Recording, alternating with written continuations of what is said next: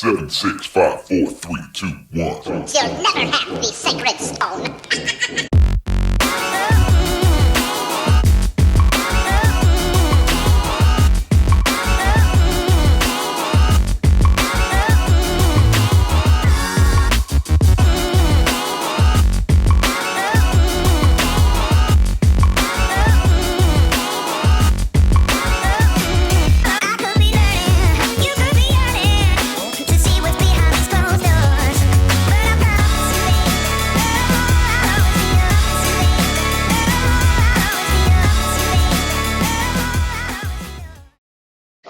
Welcome back to another edition of the Vegas Squares podcast. It is the middle of the week, and it is our golf betting show. But it is not just any golf betting show. It is Masters Week, gentlemen. I am so excited for this. We've been waiting, God, what feels like 8 months to do a Masters show. We've been delayed by pandemics, by so many different things, by social distancing, but it's finally here. We're going to play what usually is the first major of the PGA Tour season, will now be the wrap-up of the calendar 2020 year. We've got all the guys in the house.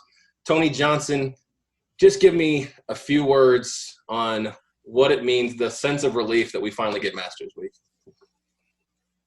Relief is an interesting way of putting it. No, I mean, I'm excited. It's a major and one I look forward to. It's not my favorite major. I think I've mentioned that before. I prefer both of the Opens over this one, but certainly as in regards to tradition and seeing a course that you get familiar with, it's something I've been looking forward to for a while, and it's very handicapable in the sense that you can find some trends and some guys that tend to falter or tend to play well. So it's just from a handicapping perspective, which is kind of what I get the most focused on. It's something I really do look forward to for sure.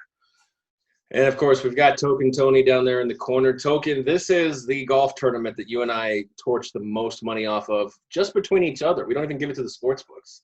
Exactly. We usually do like a little draft this tournament between each other's.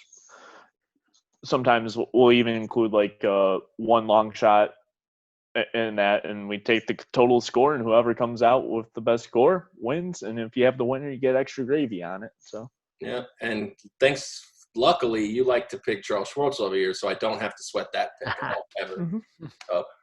And then, of course, back by popular demand, Mr. John Parr, I see that you dressed up for the occasion. The coloring doesn't really give a great sense of the green jacket there, but I know you got the green jacket on.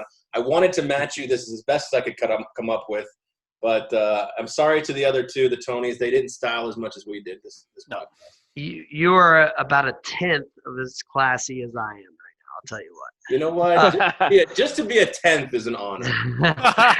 Tip the cap. Yeah. And Tony, I can't believe you say that this is not your favorite major. The best part about the Masters is we all know the golf course, which is great. And we know every single hole, and we understand how they play it. We remember the shots from years past. I think that is why the Masters is my favorite golf tournament of the year, bar none, because we know the course, we know who plays well, and it's just a tradition unlike any other. It's amazing. It gives me chill bumps every year I watch the Masters. It's amazing. Yeah, that's fair. And like I said before, it's a Masters unlike any other. We have one in November this year, and we're going to have another one in about 6 months after that, or 5 months after that too. So It's super exciting. Want to first thank the sponsor before we dive into this, because we've got a jam-packed show. The show behind us on Zingo TV has decided not to air this week. So if we go over, that's more power to us, because we got a lot of time set aside here. So first and foremost, obviously want to thank 12 Ounce Sports Network, where you can catch our show every Wednesday, and every Saturday and Sunday is the NFL Picks podcast. Visit the 12 Ounce Sports store at 12ozsportsnetwork.com and check out everything they've got over there. Also, we are going to focus centrally on our golf sponsors for this podcast. So we want to thank, obviously, Vice Golf. You can check them out on our sponsorship page at lvsquares.com. And inthewholegolf.com. Also, you can get all of your latest needs. You need clubs, balls, training aids, equipment. They've got everything there. And Pro-Am Customs, locally owned, a customized wedge and putter shop here in Las Vegas. Message them on Instagram at Pro-Am Customs. Tell them we sent you. They will give you $20 off your first customization. So, all right, let's move into this Masters podcast because, again, like I said, we've got a jam-packed show. We're going to talk some storylines here before we get into the bets. And the first storyline, it's the most recent thing we've seen. I kind of want to see – I know that we've seen this before in the past, and it's something we see all the time, but we don't always see it go in the hole. That Jon Rahm shot, it's been blowing up, trending on all the different social medias. That I know VJ did it 10 years ago, but that still may be the best shot I might have ever seen that skips across the water because none of my shots – I'm very unlucky. None of my shots ever skip across the water. They just go straight in. So, Tony, can you do that shot? I mean, I've played golf with you, Tony. I played golf with all of you guys, but I played golf with you, Tony, and I feel like as a shot shaper, can you shape the ball where it skips across the water 5 times and just lands perfectly on the green?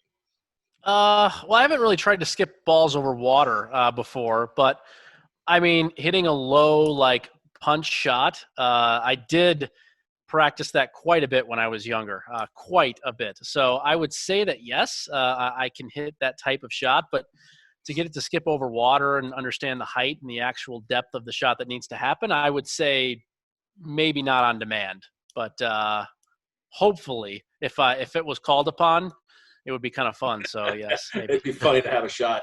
Give you a couple tries and you find one there. Yeah, exactly.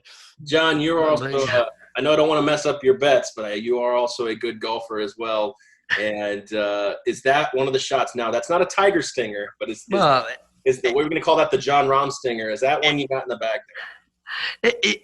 It's like a hooded little 4-iron, from a la Tin Cup, where he pops the pelican off the perch.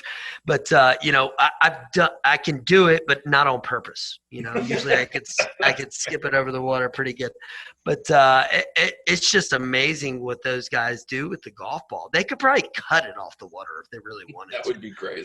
They play that little hooded draw, but they could probably cut it off the water if they really wanted to. And Tony, no disrespect to Tony Johnson and John Parr here, but Token, I've actually seen you do this because when we played Paiute, I think you hit 7 straight balls in the water and they skipped off. Now, I know that wasn't your intention, but at least I know you can do it. Without trying, I can do it. When I actually try to do it, it probably just plops right in like it would be for yours. So. Yeah, and with all due respect, that's crazy like a fox. I wasn't exaggerating. I swear that hole, I think it was 17 or 18 at Paiute. I swear you hit 7 balls in the water back to back to back, and they all skipped. Yeah. So kudos to you. Maybe you can go to Augusta one day. And it's that extra top spin. Yeah, there you go. So another thing I saw, another thing trending on social media right now is the meal that all of the previous champions, now as I understand it, retired champions won't be attending for all the different social distancing and COVID reasons. But Tiger Woods has picked a meal of sushi and pizza and some other different things. I know there was a big brouhaha back in the day when he won his first major, and there was some racial issues with that. But that's not where I'm going with this. Kind of what I want you guys to do, just very briefly, Tony, I'll start with you, is if you won the Masters, and I know this would be the first thing on your mind after you won the Masters, is what would you serve if you were the defending champion? Well, I mean, I know the tradition is to kind of have something from your hometown or home area. So I guess I'd probably have to do it Chicago style. We'd have to get some deep dish pizza certainly in there, not the layered sausage style. I know there's some people, it's a very big schism of who likes the sausage and not. Mm-hmm. Sausage is not allowed on this one. And then just as a side added bonus, I think some Italian beef and Italian sausage, would be there as well. And I don't see why we couldn't go with that. I think that Chicago has not been seen yet at Augusta National and should be introduced. So that would be my first meal. That's a fair enough. Token, what would you serve? And I don't say Little Caesars pizza. Oh, hell no. I'd rather eat the cardboard than that pizza. So I would go with something I definitely like porterhouse or ribeye steak and then lobster tail to go with it or something like that. There you go. And John, what would you pick if you just won the Masters for next year's dinner? When you're at Augusta National, we all know this is a Southern tradition. You got to go something like shrimp and grits, something like that from the coast. Something from the South. You have some hush puppies. Along with that, some coleslaw. along with, all the good fixings. And poor Fuzzy Zeller, man, he made that off-kilter comment about the fried chicken, and he got chastised for it for the rest of his life. And I guarantee Fuzzy Zeller and Tiger they're probably great friends. I'm sure. And Tiger probably doesn't give a damn at all. And poor Fuzzy Zeller, he just said something. And now we all know how America is these days. You can't say anything without getting chastised. And hey, I'm sure that fried chicken was pretty good though. It's at Augusta. Yeah, if we're talking about trying to bring something, I grew up in Tampa, and even though I am not of the ethnicity, I would probably bring Cuban sandwiches are huge. And I think I would bring that to the table. Cuban sandwich. No one can hate a Cuban sandwich. You love your Cubans, I know that. That's the Gar City beer or something like that. Oh, even better. Oh, nice. Cars rolled from the factories in Ybor City. So we would have we'd have a good meal that day for sure. I'd get everyone fat and happy so I could actually defend the title and win it again. So. There you go. Yeah, Aaron loves his Cubans, and the food's not so bad. The food's not bad either. There you go. All right, well, let's talk. We got past the viral nature that was going on between Jon Rahm and the pre-event meal that Tiger Woods has. That's all been trending on Twitter and all the other social media. I want to talk about some of the players here that are some of the more known players. And obviously the first one is Bryson DeChambeau. He's walking in here as the favorite, plus 750. And all eyes are pretty much on him after the U.S. Open win, where he was the only one to shoot under par. There's talk that he's able to carry a ball 400 yards. No one's actually seen that except for him and a couple other people. I don't doubt that. I'm not saying I don't believe it, because I can definitely believe that he may be able to carry a ball 400 yards. But all eyes, like I said, are on him. It's his to lose if you're reading everything and watching everything and listening to all the talking heads. Now, without giving away too much about how you're going to bet, John, how do you view DeChambeau coming into this situation? Man, DeChambeau, I'll tell you what, he's something else, and he is he's someone we could talk about, and like you said, carrying the ball 400 yards. What he did at the U.S. Open, and everybody's talking about him right now. I think everybody's jealous, honestly, what he's doing and what he did at the U.S. Open, where he's not hitting any fairways. And if you're not hitting any fairways at the U.S. Open, you should score awful. What happened? He was the only one under par, and he's juiced up, man. He's so juiced up, and I don't know, but I still think Dustin Johnson is the best player in the world. What Bryson has done with changing the game and bulking up in the same length clubs is great, but I still love Dustin Johnson, and that putting stroke is so smooth, and it's not talked about enough. I'll tell you that. That's fair. Token, what do you think about Bryson coming in here? Again, only one under par at that U.S. Open. He's been on a tear since the restart after COVID and everything. Again, we don't love to be all over betting favorites, but it's really hard. I don't want to compare it to when it was Tiger versus the field, but it almost starting to feel like that, especially if he were to win this. Yeah, a lot of people have the mindset like if you watch Happy Gilmore, he's kind of comparable to Happy Gilmore. He's long off the tee and stuff like that. And then the rest of the field's like Shooter McGavin trying to chase after him, take advantage, but. Yeah, and Tony, John brought up that jealousy thing. You talked about that for weeks, and I want you to talk about that, touch on that, and also, with all due respect to you, and this isn't a slight to you, but you said it too in the beginning when we got back from the restart. You're like, this isn't going to work. I've never seen it work in history. I don't think this is going to work. And I'm not saying he's won every tournament. But he's there every Sunday. Yeah, I mean, it's I'll push back on that. He's not been there every Sunday. He did have a great U.S. Open, but the previous three tournaments, he was not even close. He actually missed a cut, finished 57th in another one, and I think was 25th or 23rd. So you got to look at the whole thing put together. People want to remember what they want to remember. But I think a lot of people look at the majors there. But I mean, he was there in the PGA. He was there in the U.S. Open, obviously. and we Yeah. expect it. Obviously, we expect him to be there in the Masters. Yeah, it's sort of like what Koepka last year, same thing, and Bryson's doing it this year, Tony. Yeah, absolutely. You No, can I mean, it's elaborate on that.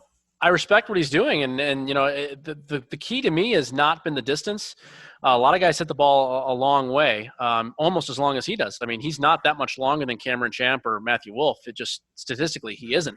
But what he's much better at than those two are is around the green and on the green. Again, it's something that it's not the sexy part of the game. It's something that nobody wants to talk about.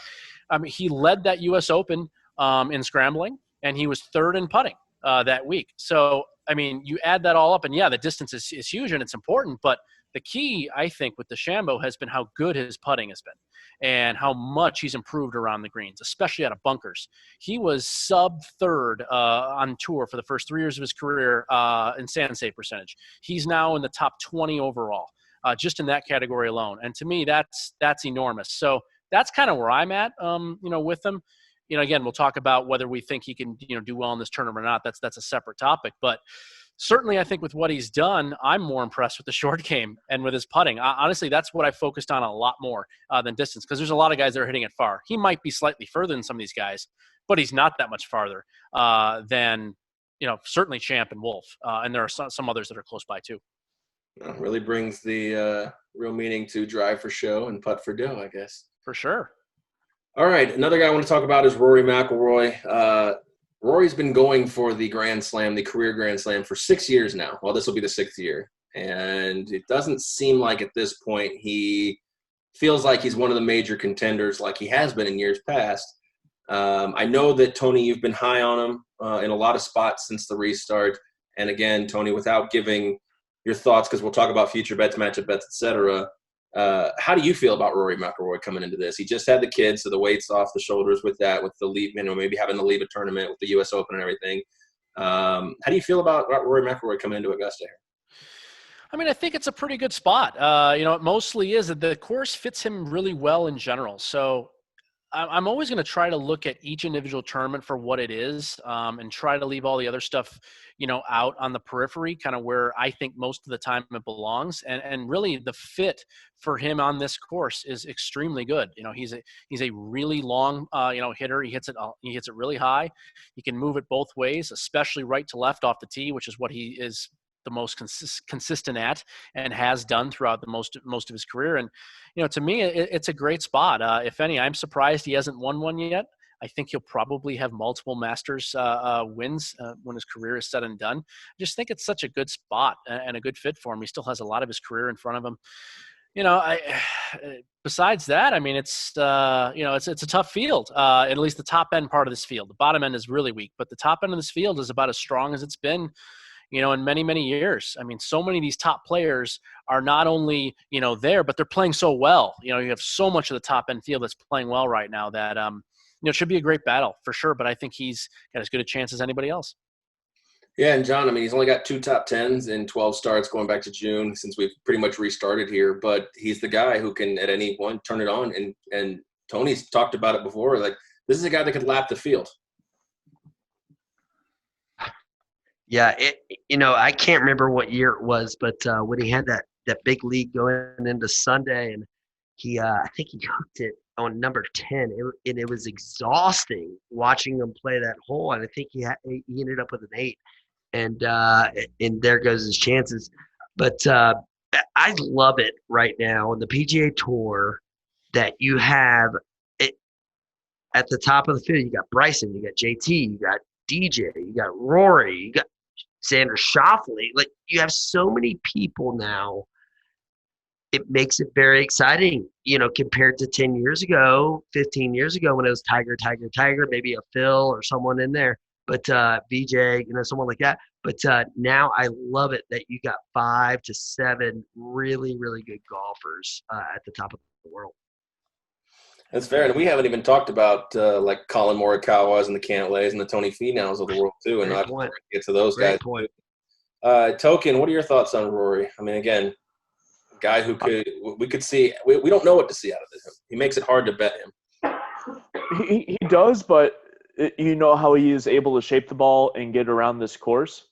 if he can keep it pretty clean, avoid those double bogeys or worse, he's definitely going to be up towards the top, if not in contention, come Sunday. So it's definitely something to look forward to. That's totally fair. And John, like last guy I want to talk about, you talked about DJ. Obviously coming off the FedEx victory. He's been playing well. You say he's the best guy in the world, best golfer in the world here. I mean, what do you make of him? He's not being talked about right now. It goes to sort of what Tony's talking about with Bryson. Everybody loves the long ball, and that's all they talk about. Well, if you watch Dustin Johnson's putting stroke, it is the smoothest thing you've ever seen in your life. And he doesn't get enough credit as far as his tempo. And as a golfer, most people, if they have a quick tempo on their backswing, they have a quick tempo with the putter. Look at a guy like Brent Snedeker. How does he putt? He putts quick. Look at Dustin Johnson when he putts. Very long, smooth, very Ben Crenshaw-esque. And his putting stroke is amazing, and I've always said it, and nobody talks about it. And I think that's what makes him the best golfer in the world. Yeah, totally fair. Like I said, he's had an adventurous restart here. He's got 3 wins, 2 runner-ups, and he's also, Tony, he's got COVID. Does he? Yeah, 100%. He had COVID. Yeah, it's really been an up and down sort of last few weeks, but he's played so well throughout this. And, John talked about it. Even when he won his first major, I think everyone still wanted to talk about all the distance and everything like that. But it's his wedge play that got so good in that 2-year span. He worked so hard on his wedges, and he's still a great wedge player. And now he's added, a great putting stroke, which, is a great – John brings a great point. I don't think there's any – really, I don't think it's that arguable at who's playing the best golf coming into this tournament. I think it's definitely DJ. There's no doubt about it. Just look at the results. The results speak for themselves. He hasn't been outside the top 10 in his last 6 events. So, and these are big-time fields for the most part. So, absolutely, I'm with you, John. Whether there's value or whether it makes sense to bet him is a separate topic. I know we're going to get into that. But certainly, it would be hard to want to fade Dustin Johnson at this point with the quality of play, the all-around game that he's had so far in these last few months. All right, so I want to talk about this with you, Tony, as we get into your course outline like we do every week when we do golf podcasts. Like I said, we've got Masters, we've got Augusta in November, and just doing some reading here, they've interviewed a lot of the top players and who have played Augusta in months that aren't April, like traditional the Masters is played. A lot of the players are saying that in November and things like that, it's longer or it's a little thinner. And just kind of talk about that, touch on that. And then as you get into your course outline, because you're going to basically explain that here as you do so eloquently every week. Yeah, it's kind of nice. The course outline is going to change a little bit this week since, as John said, everybody pretty much knows this course. Remember the course, so we don't have to go through, what's on the course and the grass and things like that. But yeah, the changes. Everyone's trying to figure out what the changes are going to be from April to November and what that's going to mean and how it's going to matter and what it's going to look like. And so, the first thing I think we should do and we can look at is, what does the course look like? What does it actually physically look like? And so looking at it now, as I've seen from some of the practice rounds and just looking at it on TV and the pictures they've taken versus what it would normally look like in April is pretty much the same. Nothing has really changed. Weather-wise, it could have been very, very different. I think from this time of the year, it tends to be a little bit colder than what it currently is. So that's something that's interesting. I think we all expected it, or at least the players did, somewhere in the 60s at the most, and a lot cooler, especially with those early morning rounds, and maybe even towards the end with less light, going on towards the end of the night. But, I personally don't see a whole lot of difference at all. And in fact, it looks like from the early distance numbers from what we're getting from some of the guys on the practice tee, looks about the same about what it's been. So the key is, and I say this every once in a while, and sometimes it's to try to make things not too complicated. Stay in your lane, do what you can do, and just figure out and treat this tournament as much as you can like any other tournament. So again, getting into the weather here, I think, plays a vital role in this tournament from year in and year out, like it does with many other tournaments.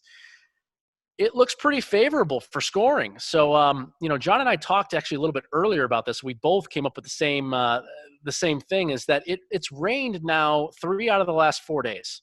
And it should very well likely rain here on Wednesday as well. So going into the tournament, we're going to have a soft golf course. And I think that will, be the biggest, I would say, factor into scoring than anything else. Not necessarily the tournament's been played in November versus April, but it's actually the weather here. And the fact that we're going to have some 70-degree days, looks like at least on Thursday and Friday, maybe even into the weekend as well. And with little to no wind, I think we're going to see a course where there's some scoring. So just very quickly, some of the changes that we saw from last year. There was a hole that was changed a lot from 2018 and before into 2019. That was the par 4 fifth hole, which ended up being mostly a birdie hole, averaged about 3.85 over the previous 10 years from 2009 and 2018. Last year, in the first edition of this hole being 40 yards longer and the tees moved, the hole went from one of the easier holes on the course to the by far hardest hole. 4.38 was the score. It was amazing. 10th hardest hole on the PGA Tour. If you took all the par fours from the entire year of 2019, was the 10th hardest par four. So, and this hole it's not hard because of necessarily avoiding, water or avoiding certain play. It's just hard because it's long. The angles are difficult, and it really is a bear. The shorter hitters are just screwed. There's really no other way to say it. The ball doesn't run out. We already know that they mow the fairways towards the green, so you're not going to get as much run out anyway on this course. A 7,400 yard course plays about almost 7,800 yards, because of that factor alone. And this hole is just brutal. Kevin Kisner, I know one of our guys that we all like on here, just said before the edition of it last year that this is just another bogey hole he can add, to his score. So coming from a guy like that, who's a competitor, he's a gritty guy, we like him. He sort of knows it's basically a bogey hole. And I think that's true with a lot of the field. It's not true with some of these top end guys, and that's really what separates. We talk about the gaps and some of these things, and that's a big gap hole. So, one other note I wanted to talk about with this course is they want the greens always at a 14 plus on the Stimpmeter. It's the fastest greens in the world. The toughest spot that you're going to be in. You have to hit the ball to a certain part of the green to have any chance. That is going to be impossible. On Thursday at least, probably well into Friday as well. You cannot have fast greens if they are wet. If you have a wet course without a lot of wind, they're not going to be able to dry out. It's just impossible. I think 11 to 12 max from the information that I've gotten, we're going to get on that stimp on Thursday.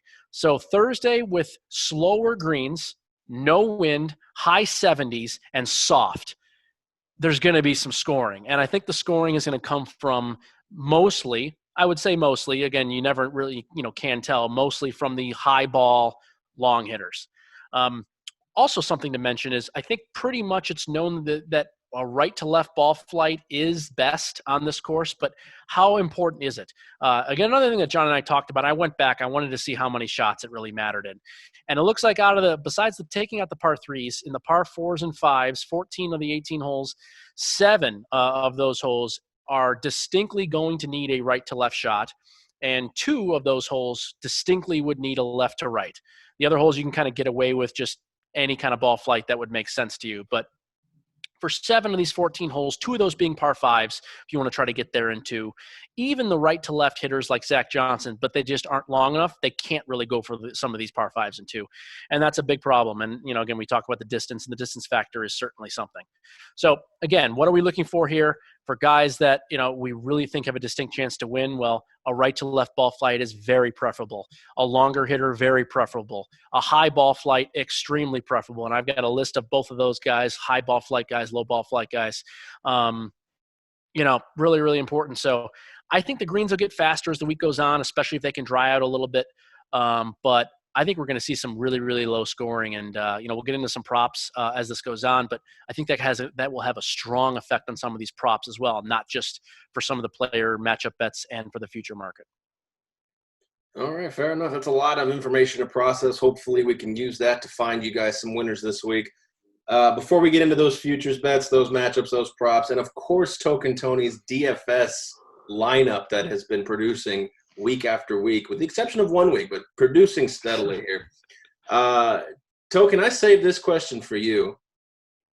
The last 4 times Tiger Woods has defended his title, he has finished 8th, 1st, 15th, and 3rd. Now, obviously, that is in a different era as the 5-time champion looks to defend for the 5th time here. Is he a factor this week? No. Of course he'll play. He might make the cut, but he's not going to contend this week. He's going to be definitely outside the top 10, even well outside the top 20. It'd be nice to see him make the weekend, but he's not going to make a run. All right, fair enough. I figured if there's any course where a guy who's struggling and bumbling through this season, like Tiger Woods has been, if there's any course where he may be able to get back on track. John, you look chomping at the bit. You feel a different I do. I really want to talk about the course. I want to elaborate on what Tony outlined. The big thing, and I was fortunate enough to go for the practice rounds in 2004. And what I want to emphasize at Augusta National is the elevation changes. You cannot see it on TV. I just remember when I went there, number 7, this green, you're looking up at a 3-story building to a very narrow sliver of a green. And that's what Tony was talking about. That's why you got to hit it high. You have to hit it high so you can get on the right levels and you can stop the ball. The low ball hitters haven't been too successful here. And that's why the left-handers that hit that high cut, Bubba, Mike Weir, Phil, they can hit the high cut and all those shots that you have to go right to left. They just have that much more. They have that much more going for them because they're left-handed and they can play a cut instead of a draw. But I just really, really love this course. And I'm gonna throw a curveball at you guys. If we can just round robin, can we go through just favorite holes? So Aaron, back to you. Let's hear your favorite hole at Augusta National. Ooh, that's a tough one. I gotta say, I think Golden Bell's the one. I mean, it's the one that matters so much on the back nine. I mean, the Jordan Spieth, the Francisco Molinari, the Brooks Koepkas. I mean, just to watch the feeling of elation just turn into the feeling of disgust and disaster, and just, I mean, between that one and Azalea right after it is to me the par 5, the par 3 to the par 5. That's where it does everybody in my opinion. So I'll take Golden Bell. Yeah, Tony. Me first. Okay. I have two pictures on my wall. Basically, the only 2 pictures that are on my wall in my room, and they're both golf holes. One of them is number 7 at Pebble Beach, Midsummer's Dream, I believe they call it. That little par 3 right along the ocean. Great par 3. The second one is Aaron's hole. Golden Bell number 12 at Augusta is a wonderful, wonderful thing. So if that answers the question, I think it does. That would be my favorite hole. Wow. All right. Token, what you got? Absolutely the same for me. I mean, you might not be able to win. You might not be able to win the tournament on that hole, but you definitely can lose it on that one. So I cannot believe you guys, because I thought I was going to be the only one that said number 12.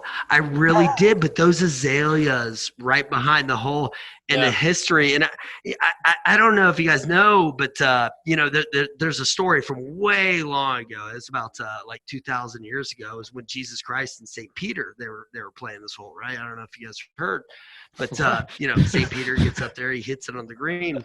Right? So Jesus, gets up there, and St. Peter says, what are you going to hit, Jesus? And, I'm going to hit an 8-iron because Arnold Palmer hits an 8-iron on this hole. And he gets up there, he hits it in the water, obviously. St. Peter says, you probably need to take a couple more clubs, Jesus. And he's like, I'm Jesus fucking Christ. If Arnold Palmer hits an 8-iron on this hole, I'm going to hit an 8-iron. What? So he gets up there, he hits another ball in the water. He hits all of his balls in the water. So he's out there. He's walking on the water. He's looking for his balls, right? So the next group comes up and they say, who the fuck does this guy think he is? Jesus Christ? St. Peter says no. He thinks he's Arnold Palmer. Wow. That's a hell of a good one. I mean, it was Wow. it was a long time ago. Nobody really knows about that when it happened, and it just went down in the record books of how Jesus went into he went back to the future and he figured out that Arnold Palmer was the best golfer ever, and he thought he could be as good as him, and shit, he's just Jesus Christ. He's not Arnold Palmer. What a story. Wow. That's fantastic. Yeah, Well, we can't bet on Arnold Palmer or Jesus this week, but I it's think time. it was like in the it was the back part of the Bible. Oh, okay. It was in the what do you call it, the prologue? Is that the end? Revelation after the revelations, yes. What's the matchup there? So we're setting a matchup with Arnold Palmer versus Jesus. Is Arnold Palmer minus 130? I mean, is that where we're at? Apparently, it's on Augusta. I think St. Peter is going to kick all their asses.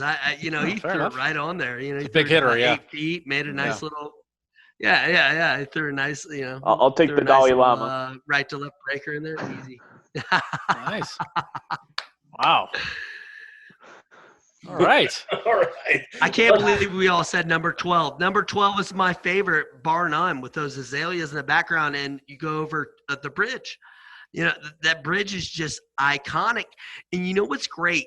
From going there, the cool part about number 12 green and number 13 tee, it's away from everything.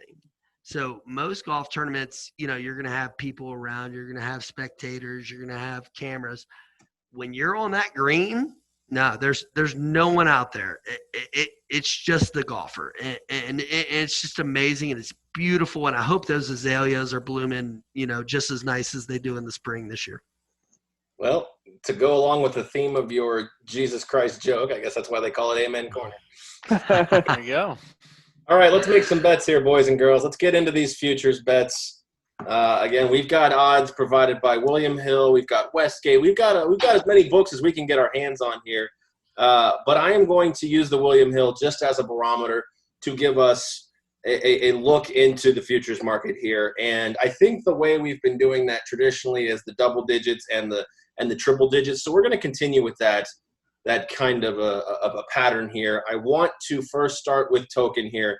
And obviously we've talked about it. Bryson Deschambeau is the favorite. DJ at 9-1, Rahm, Rory, Xander, Justin, all the guys we talked about here at the beginning of the show here. Let's talk about anybody who is less than 100-1 here in this spot. Again, we have 90-plus golfers here, so we're going to try to touch on as many as we can. So from Bryson to Francesco Molinari, who we just talked about as well, who's got a famous appearance on hole number 12. Token, let's find some futures here. I know your boy, you got one here. I think I know who you're going to pick. You might not, actually. Okay, fair enough. Yeah, this year it's going to go a little different for me. There are two that I like, and they're actually towards the top. One being Schauffele. I just think something just kind of sparkles with him on this course. And he is able to have some self-discipline and not put himself in even worse positions than he would instead of a quite simple up and down. So at 12-1, I mean, you could have got him a couple weeks ago right around the 15 to even 20 range, but still at 12, I see some value. My next one, Tony Finau. Wow. I think this course just fits his style very well, and that 22 is definitely good value for him, especially the way he's started. Like 2 good ankles. Yeah. Yeah. Are they playing the par 3 contest tomorrow? As far as I know, it's canceled. I don't believe so. Yeah, correct. Okay. That's unfortunate. I always like watching that, but I like Finau on this course for sure. He's been starting out of the gate Thursdays and Fridays pretty solid too. So I gotta say, I'm shocked you're not firing an Abraham Answer bet here. Nope. Tip the cap though to him. I have answer 90-1 question mark, but no go for me and probably a no go. So. Well, I got to say this regarding Answer. If you like him, grab him now because he probably won't be any better than 90-1 going forward here. Exactly. All right, well, once Token puts all that money on there, it's just going to drop those odds. We can't get Answer anymore. There goes It'll the be value. 60, maybe 50-1. Well, hold that thought there, Mr. Parr, because I know that when we get into the longer shots, Tokens, he's already, his eyes are live. Just hold, please. Tony, Mr. Johnson, who do you got here in the futures market in the double digits? Yeah, I won't be of a whole lot of help, especially with the double digits, because I have, out of the 4 guys that I have way different numbers. So I'll just preface by saying why I have what I have. So 2 of them were bet in June. One was bet in early October and or late September, and the other one I just got, but it's moved way down. So we'll start with Rory Mcilroy. Got him at 16-1 here, right before he had his wife had the child, and he was struggling mightily. There's a lot of good info and good statistics about guys that come back after their significant other has a child. They tend to do pretty well. They actually tend to win within a few months. I just think the fit is really, really good here for Rory. And if he can get it together, which he has not recently. I have not liked his form coming in, but at 16-1, I didn't think he would ever get higher than that. So now that he's back down to 10 or 12-1, I think there's some value there, which is nice. 2 guys I bet in June, right when the restart happened, was Jordan Spieth at 50-1. Now I believe you can get him somewhere in the 70, 80 to range, depending on where we're at. I don't know where we're at. 55 here in William Hill. So I don't have a good number there. That was bet during, I think it was in Fort Worth, I think it was during the Colonial. So, he dropped down to 25, and then now here we are after such a bad season. And the third and final one I got was Colin Morikawa at 70-1. I know he's down to 25 now, if not maybe a little bit less. Again, this was before he won a couple of times, including the major. I just thought it made a lot of sense. I don't like how he can't really hit a draw off the tee, and he's never played here before. Certainly that's always a difficult thing, but I thought there was some value there. I can't really say I would bet Morikawa, at 25 or wherever the case he would be now. It looks like 28 here at William Hill. I can't say that he'd be bettable. I still would bet Spieth for sure at his current number. And McIlroy at 12-1 seems fine to me. I just can't get behind Morikawa. And then lastly, he's actually fallen down under the 100 mark. Cameron Smith opened at 200-1 last week here at William Hill. So I grabbed him on Sunday, actually, as that previous tournament was still going on at 200-1. So he's now down to 75. I think that 200 number hung there for a little bit until about Monday. But, again, a guy I wouldn't necessarily love at this current number at 75, and I don't think he fits perfectly in this course. He's just been playing so well, and he's really, really quality short game. He's gotten a lot better as the last couple of years have gone on. So that's who I picked up there at 200, although currently at 75, I just don't know if I'd want to get behind that number. It's hard to go to John Parr when John Parr is not there. He just rolled out, didn't he? Okay. Here he is. And he's back. I'm back. Better than ever. Well, you're back just in time to give us your futures in that first clump of double digits. Okay, yeah. I like Rory. The Masters is one of those tournaments, you have a guy like Sergio or Reed, or they sort of come out of the woodworks. The people that have played here a bunch and they've learned the course, and he, as we've mentioned, he hits the ball high. His natural shot is left or right to left, and I just think he's going to come out of nowhere and do really well. He wants this. He wants this Grand Slam so bad, and he wants to make up for what happened a few years ago, as I mentioned earlier. So at 13-1, I think there's a little bit of value there. Yeah, that's totally fair. All right, a couple guys I got in this spot. I've got 3 different guys. First one is Matt Wolfe. I know that traditionally a player's first experience at Augusta doesn't always go well, but this kid seems to have some kind of moxie that gives him the ability to overcome that thing. So I'm going to go with Matt Wolfe at 30-1. Could have had him better a lot earlier, obviously, like Tony, but a lot's changed since the pandemic has shut golf down. Another guy I have is Jason Day as well. Not really for any particular reason. I know he's been playing pretty decently since the restart. He tends to play well here at Augusta sometimes, and I got him at 50-1, so I figured I'd take a flyer on him. And there's young Matt Wolfe in the making right there. Yeah. And then I was gonna name him Tiger, but I ended up naming him Peyton instead. So there you go. Another great.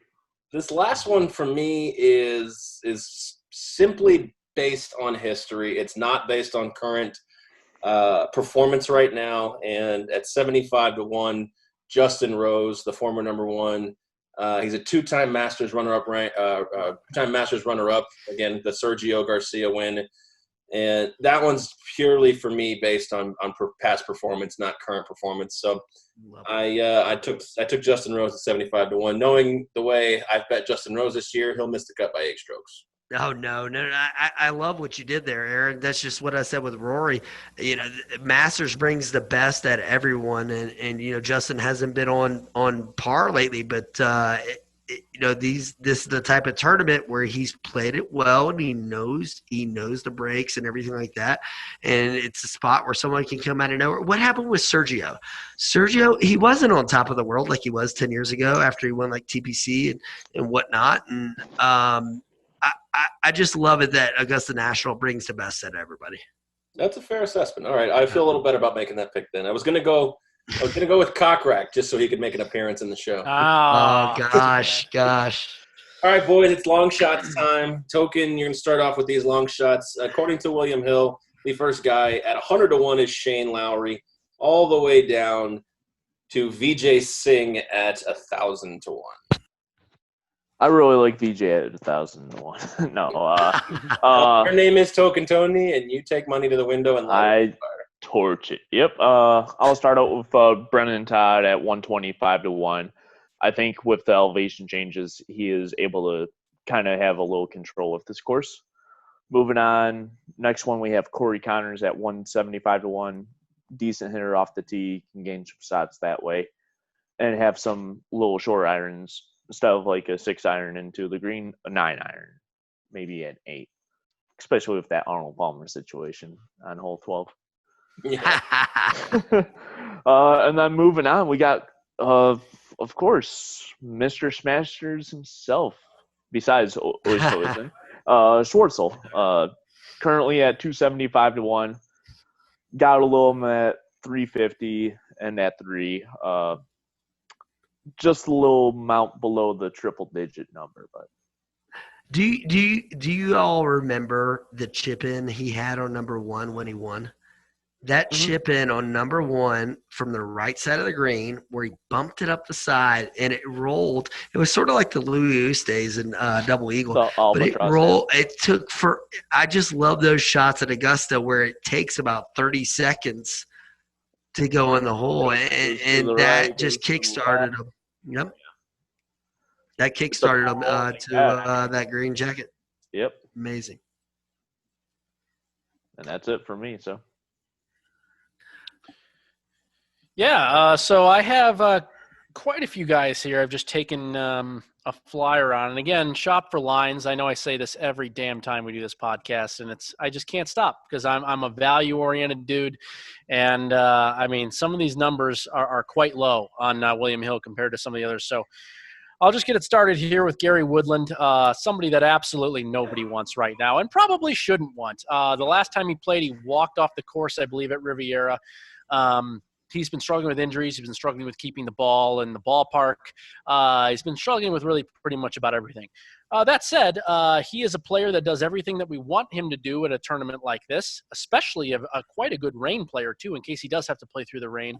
And we have him at 150-1. So I just, that's enough. That's too high. I'm going to go with 150-1 on Gary Woodland. To John's point and everybody else, you never know what can happen in this tournament. People can sometimes shine their brightest here. And when Gary has it going, he can really, really, really go low.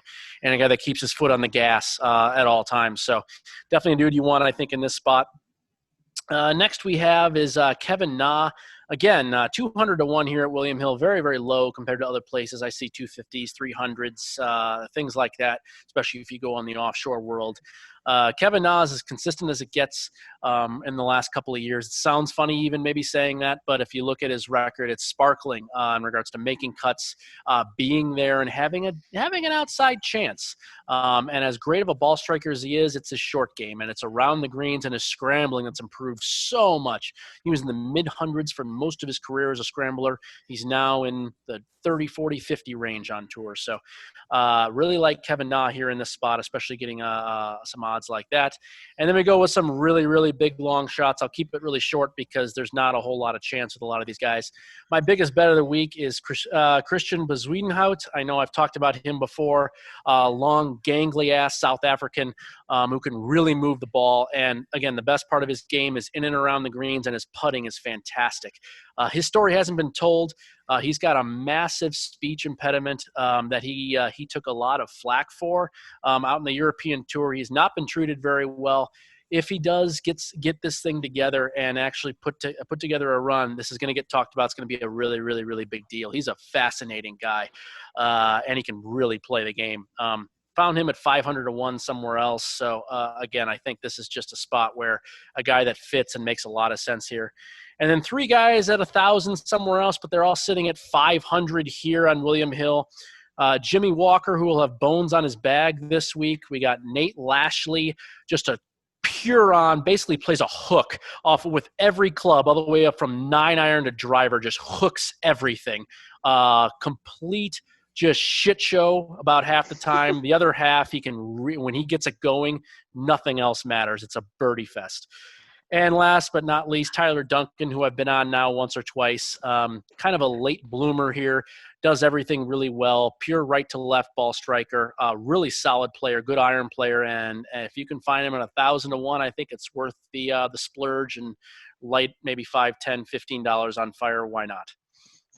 I'm on Tyler Duncan as well, actually, so I'll get nice. that. I'll talk about the rest of the ones I'm on, but I wanted to touch base. I'm on Tyler Duncan as well. I have him at 500. If you can find him at 1,000, that'd be even better.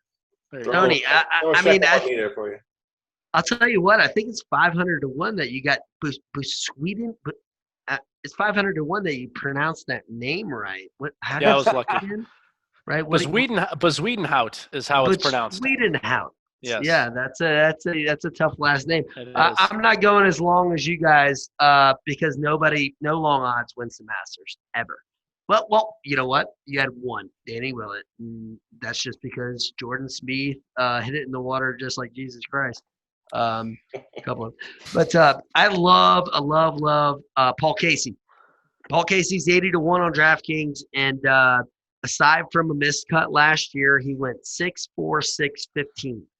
Okay, and here's another part of it that he wants to make up for the near miss at the PGA to Morikawa. I mean, Morikawa, the shot I think was on 16. He was not going to lose, and Casey was right there the whole time. And Casey lost. I think he lost in that playoff to I want to say Leishman and Zach Johnson at the British Open that one year. He needs a major. He wants it bad, and he's played well at Augusta. And at 80 to 1, that's great odds on Paul Casey. He plays it right to left as well. He hits it high, and he has that. I love that little swing. His follow through is something very unique that I've never really seen in golf. I've never really seen a follow through like Paul Casey's, and one of the best ball strikers, we've all seen. All right, fair enough. Just to round out mine, of course, I got the Tyler Duncan a bet as well. 2 other guys I have Brennan Todd at 125 to 1. Guy's playing great golf. I know he's one of your guys, Token. Brennan Todd, you've been on him the last few weeks. Slipped a little bit last week, but and then 2 weeks ago, but hopefully he can get it back on track. And Brennan Todd could make some noise here on the weekend. And the last guy, I know, John, you say that long shots don't ever pan out here at Augusta, but this guy's panned out once. And if there's any year that he could do it again, it's 2020, and that's Mike Weir at 1,000 to 1. Mike Weir. Hey, he is left-handed, and he can play that cut shot. So. 2020 is going to teach us anything, is that anything is possible. So I'm going to take Mike Weir at 1,000-1. I'm pretty sure you're just going to try and get him in the top 10 and just bet every other golfer on Sunday for a hedge. I'll have plenty of hedge. I'll have plenty of hedge opportunity. If he's anywhere in the top 5 on Sunday, I'll have plenty of hedge. So that's me here. So matchups. I know that matchups and props, you guys were talking about this in the group text back and forth. So, Token, you're the matchup guy so far for the 2020 season. You get the start. No, and I've got a decent slate of them. I've got 6 in total currently. So I'm going to make them a little short and sweet. Of course, Brennan Todd over Zach Johnson plus 110. Really like that matchup at plus money. Moving on, we got Mr. Smashers himself, Oosthuizen over Casey at minus 105. I just think Oosthuizen does pretty well this year, even though Casey's track record with the Masters is pretty decent. We got Tony Finau over Adam Scott, minus 125. Little more juice than I typically want to spend, but in that matchup, I definitely really like it. Finau plays Scott's very getting well. a lot of love this week. Is there anybody who can tell me why, other than a past champion? Maybe putting. Okay, fair enough. Maybe. That's the only thing I could think of, maybe, but it doesn't make sense to me why he's even just plus 105 in this matchup. I thought it would be closer to plus 130 for him in this matchup over Finau. So, I mean, even though it is a little typically more juice than I want to spend, but in that matchup, it seems like I'm gaining value. We're moving on to past Masters champion Patrick Reed over Cantley. I really like Matt Pick'em, so minus 110. Moving on, Schauffele over Justin Thomas. This is probably the most sketchiest one on my slate, and it's at minus 105. If it was minus 110, it would be a void for me, but minus 105, I still see a little value in that. And then moving on to the last one. Biggest plus money of the week in my slate. Abraham Answer over Matthew Fitzpatrick. plus 120. We knew he'd get Answer in there. So yeah. Nice. He might poke his head again. Yeah. Never a doubt. He just got to avoid the bunkers. He'll have a decent week, especially if he stays out of the sand. Especially if he can throw darts to the green. He putts pretty well. So, all right, Tony, let's hear what you got for matchups. I love it. I like the fade in general of Matthew Fitzpatrick. He's also getting a lot of love here, and I don't really think there's much of a reason. Your answer side is I believe the right side there, Token. I think that's a good one. I've bet 3, and I have 2 others we're considering. So I'm going to start with the ones that we've bet. So the bets that we've made, they are not big namers, but it is what it is. The value is the value. So I'll add on to the Paul Casey theme here, at least from John's perspective. I got Paul Casey over Sungjae Im, minus 110. Sungjae Im, I'm trying to figure out a way to fade because all he does is hit a fade. And he's talked about before, he's quoted that it says he cannot hit a draw, he will not hit a draw, and it's never going to happen. Well, then I'm never going to be betting on you in this tournament because it's just never going to happen. So we can get a guy like Paul Casey, who we know is rock solid and strong and fits this thing really well. We're going to find a spot for him. So at minus 110, we're in. Next, we got the 2 last names, probably the shortest combined last names I've ever had a bet against here. We got Kevin Na against Byung-Hyun An, and we got Na over An, minus 110. It's along with the palindrome too, yeah. That's right. An is a self-proclaimed very poor putter. Again, his words, not mine, although I can certainly echo them. And Mr. An, if you're going to be a really bad putter, then we're going to bet against you in this tournament, especially since you're relatively new to this thing. You have 0 chance. So Kevin Na, I think a spot here. I kind of talked about him briefly. A guy I really like. Well, maybe when we get into the props, I'll speak more on him. But certainly like this one at minus 110. And then lastly, the one that we've already bet here is Justin Harding over Graham McDowell. Harding's another guy, another one of my weirdo South Africans that I follow and nobody else does. And I'm a huge fan of him. I think he fits really, really well here. And I was trying to figure out a way to fade Graham McDowell because I don't think he's another guy that has zero chance. Low ball flight, no distance, and been playing so poorly that I think Justin Harding makes a lot of sense here. Minus 110 as well. You can find at MGM here in Nevada. And then two that we're considering. The first one is, I'll start with the small one first, is Tyler Duncan over Andrew Landry. I know you might be behind that one too, Aaron, with both being on Duncan. Andrew Landry is just a really, really bad fit here. So I think that makes sense, even at minus 135. And this one I really don't think I should be betting, but I want to so badly, is Spieth over Woods. Yeah, I said that right. Spieth over Woods, plus 110. John's going to give me a lot of shit for that one, but that's all right. The reason I haven't fired is because Woods has won this tournament like 6 times. And I don't know if I want to be betting against a guy that's won this thing a bunch with Jordan Spieth, who struggles to make cuts for most of his seemingly career these last couple of years. I just like how well he plays here. This is just his type of spot. I still think he's a better player than Woods currently in their realm of golf right now. I mean, can you fire on this thing? I don't know. 110 seems like enough, but John, I don't have the balls to do it. Can you fire against a guy who's got 5 green jackets just for 20 cents in juice? I know, and course knowledge is so much. But you know what? I'm gonna love you. I'm gonna hate you, Tony. I love that Justin Harding pick. I really do. He's been taken under the wing by Ernie Els and Oostes and Grace and all those great South African golfers. And they've really taken him since he's been an amateur, and they're trying to propel him to be the next great South African golfer. I love that Justin Harding pick. However, I'm going to take Matty Fitz against Jason Kokrak, and it's not because I think Matty Fitz is going to do great. I think it's because Kokrak's never played here before, first of all. He just won a couple weeks ago, and I don't know if you guys know, but he's a party animal.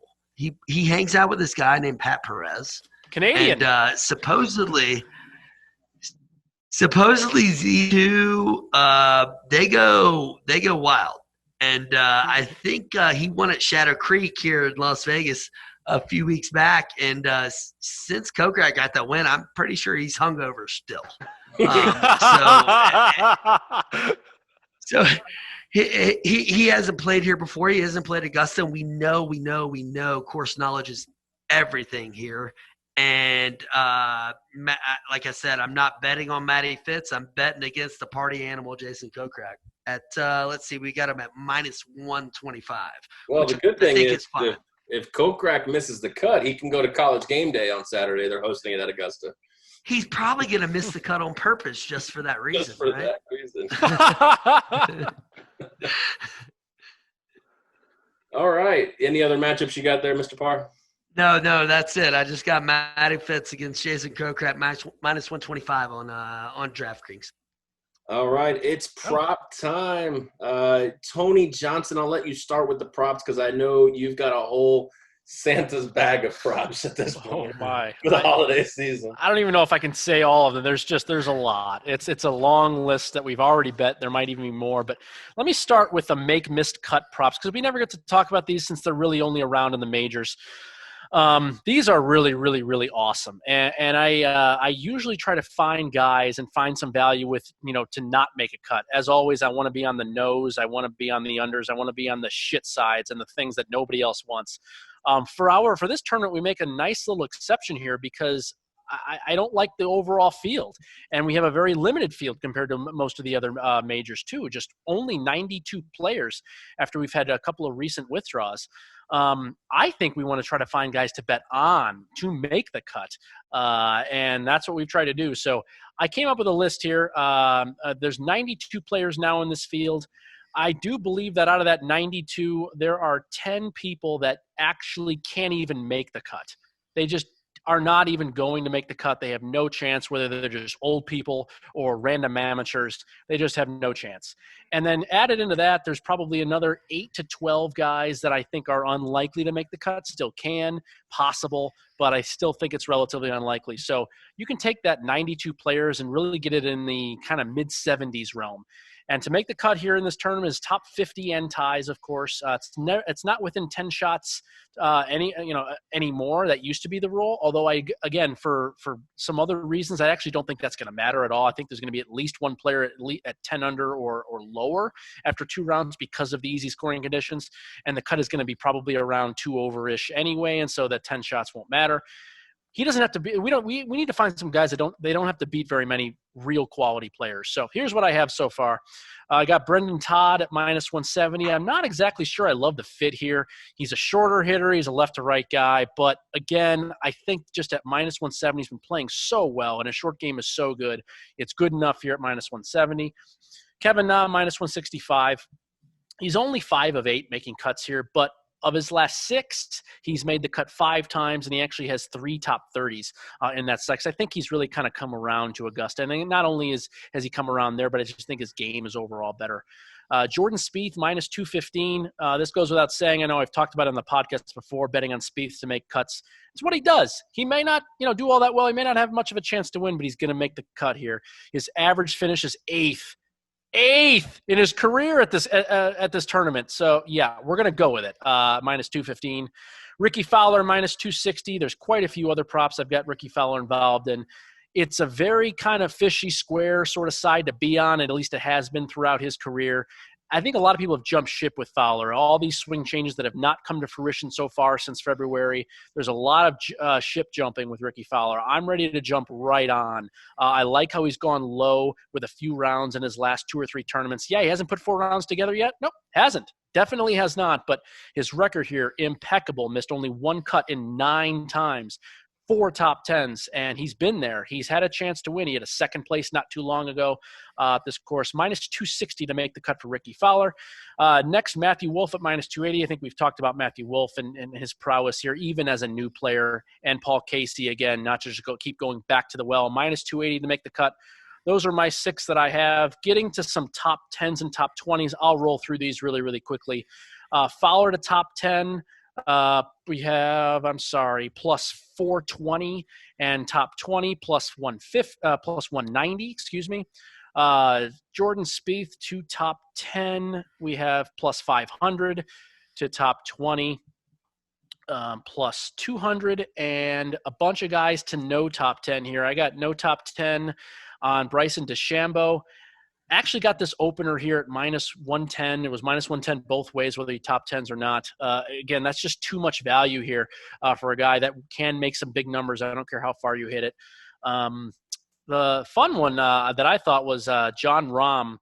He opened at to top 10 this tournament at -120. That was the yes. So a no was +100 at Westgate. And I haven't seen a number that good in a while for a player to get in a top 10 at an event. That's a lot of guys you have to beat, and to get plus money in a spot like that. I know it's tough to fade Jon Rahm in times like this. I don't think he's been outside the top 10 in his last 5 tournaments. Well, tournament number 6, here we are, +100, no top 10 for Jon Rahm.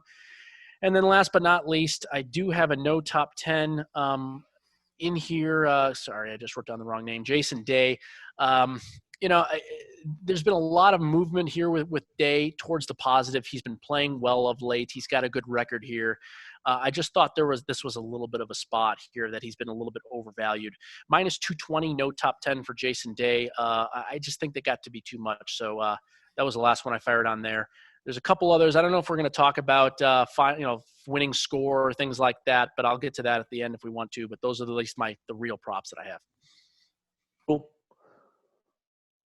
I pretty much agree with a lot of those ones that you have, and I'll start off with my first one, and that is Brennan Todd to make the cut as well. I got it at -160. I think that's the current number on William Hill. Oh, good. Better number. Good. Yeah. And then the only one I disagree with you at this week is Kevin Na. I think he will miss the cut, and at +145, I do see some value on that one. I just think, especially with the rainy weather, he might struggle right off the gate with this and try and play catch up, especially around Amen Corner, and that's not something you want to do. Tony Finau, top 20, -130. I really like that number. I thought it was going to be closer to almost 200 for that. Schauffele top 10 plus 115. Reed top 20 minus 120.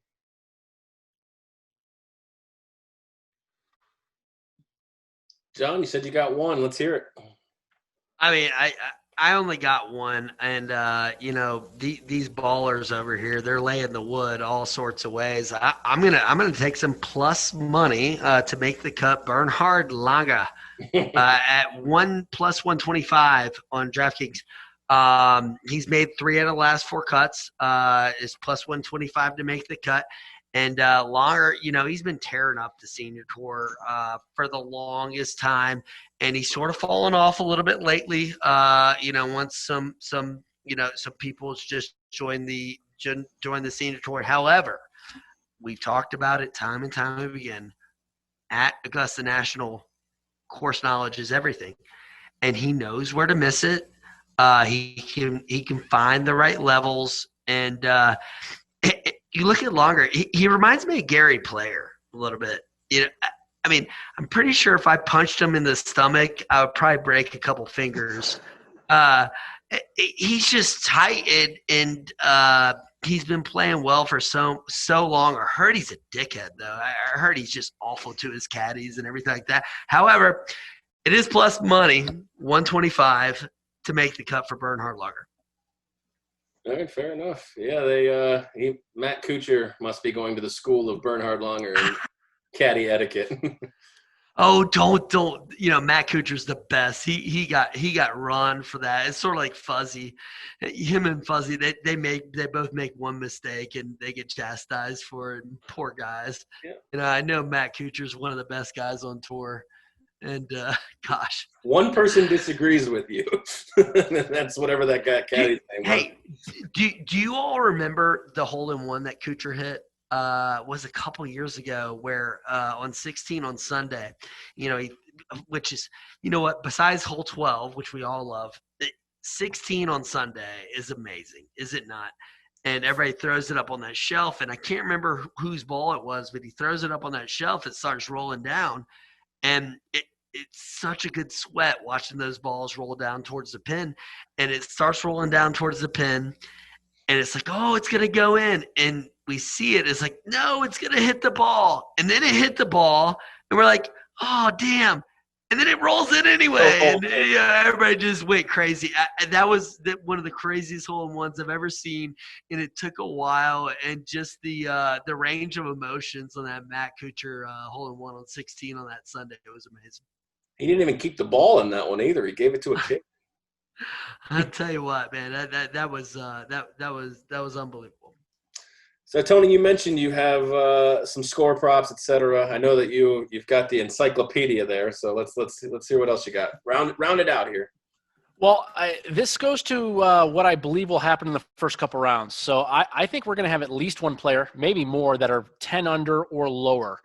And because of that, I decided to go with, I wish there was a bet. There's no bet that I can find of who the leader, what the leading score will be after 36 holes. That's the bet that I want. But despite the fact that we don't have that, the lowest, the winning score after 72 holes. So the number varies. It's there's some 273.5s out there. There's 274.5. I found a 274.5 at minus 110, which was nice. And again, par is going to be 288 because it's a par 72 here. So that's 14 under or better. And I think there's a really, really strong chance with especially the key low scoring there'll be, at least on the first 2 days, maybe the first 3 days, where I think we'll have multiple players actually lower than that. I know there's some spots at 273.5. At 15 under, I'd be a little bit more wary of it. I'm really confident with 14. So again, that's my spot. And so the next question would be, well, would you be able to do something with the cut? Because the cut is currently, that number is 146.5, which would be 2 over.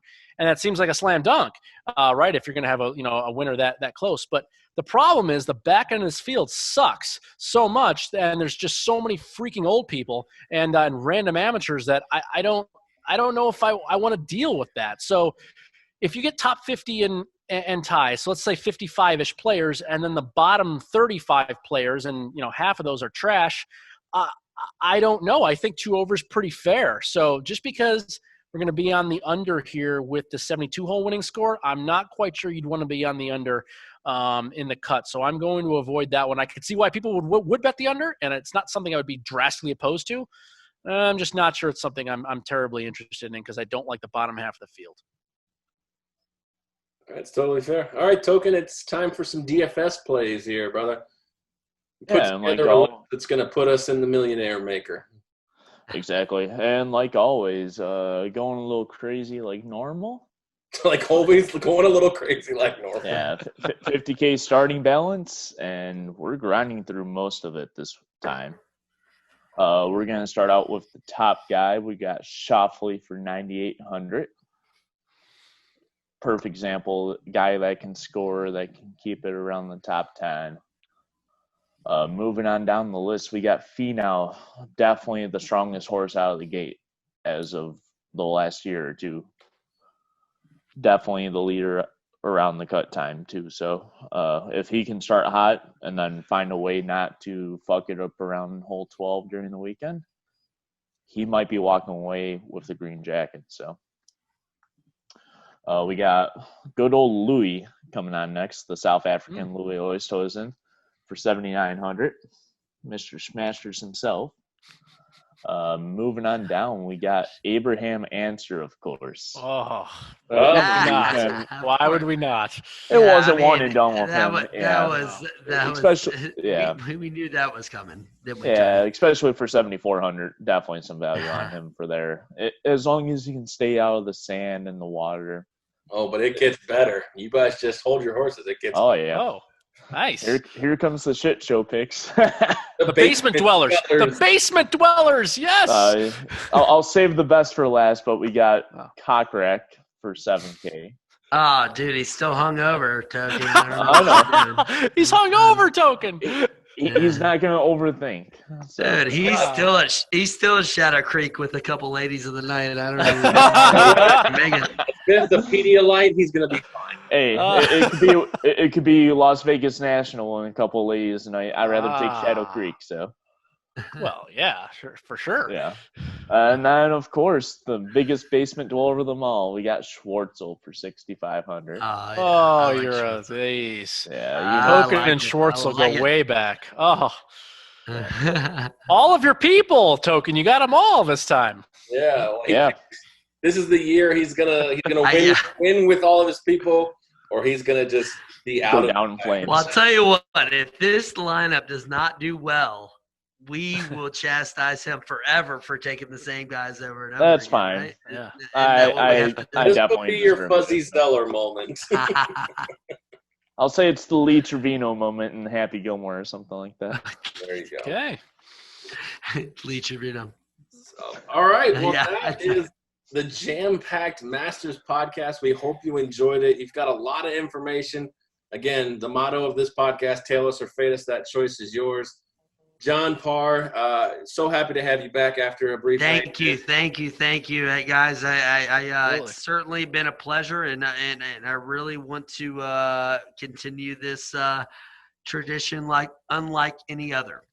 There you go. Speaking of traditions, obviously the holidays are coming up, and we just wanted to close with a little bit of talking about a couple sponsors that we are asking you to support to help support us. We are sponsored affiliates with Fanatics.com and also Vice Golf. Again, please use our special affiliate links over at the LV Squares page, lvsquares.com. You can find all of our sponsors, but those two specifically, we know you're going to be shopping this holiday season, so it doesn't cost you a penny extra to click those links and support us, and we are eternally grateful that you can do that. Obviously, we love to put on a podcast for you, but it's unfortunately not free. There's no free lunches in this world. So the more you support them, the more it supports us. So just as those Vice golf balls feel just like Pro Vs. I agree. They really do. And if you feel them, they feel just like Pro Vs. And they actually have a better logo too. I sort of like that little cursive Vice logo. So great sponsor. Well, there you have it, a ringing endorsement from John PARR himself. So, all right, well, that's going to wrap it up for us. Again, it's a tradition unlike any other. We hope you find some value here. We hope you find the bets that needed to bring home some money. Want to thank the last of the sponsors, 12 Ounce Sports, Zingo TV, Wicked Cuts Jerky, InTheWholeGolf.com, DC40 Custom Tees, Pro-Am Customs, and ChaiPoker.com. For Token Tony, for Tony Johnson, for John Parr, I am Aaron. We appreciate you listening and watching. We will catch you on the next one. Good luck on your bets.